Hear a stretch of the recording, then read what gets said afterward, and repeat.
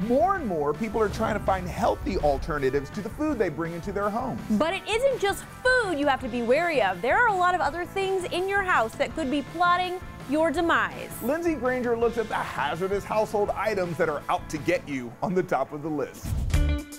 Many of us consider our home our safe space, but it turns out there are things all in our homes, common everyday items that we don't always think about that can be toxic to our health. Naturopathic Dr. Laura Glenn of Rejuvena Health and Aesthetics has a few household items that you should swap for safer alternatives.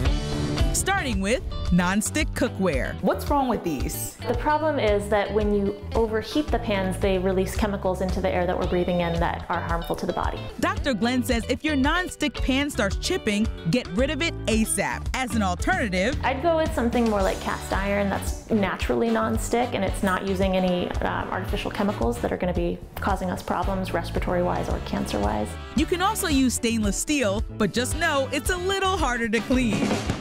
The next piece of hazardous houseware, scented candles. I love scented candles. Oh my God, who doesn't like their house smelling that good, right? I know, they smell nice, but the problem is there are things like benzene in there which are not good for us to be breathing in. According to the CDC, breathing this chemical in can cause headaches, dizziness, and other health issues. How often do I have to burn a candle for it actually to affect my health? It's a theoretical concern that makes sense from the science of what we know of the chemistry, but no one really knows a black and white.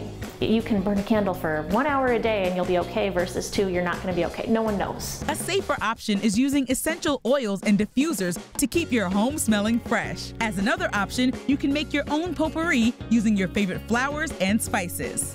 And finally, avoid using plastic shower curtains. So this one surprised me. I thought shower curtains were a pretty safe bet. Get the plastic ones and call it a day. They're not that safe. They're easy to use, but because they're malleable, they're soft plastic, they have chemicals in them called phthalates. Phthalates are not good for us. They're endocrine disruptors, which means that they mess with our hormonal system. Dr. Glenn says those chemicals have been linked with infertility and reproductive issues. Instead, we should use different kinds of shower liner options. Gotcha. So shower curtains that are made from things like fabric, cloth. They're a bit more expensive and will need to be washed, but they're worth it. Swapping out hazardous household items for healthier alternatives on the top of the list.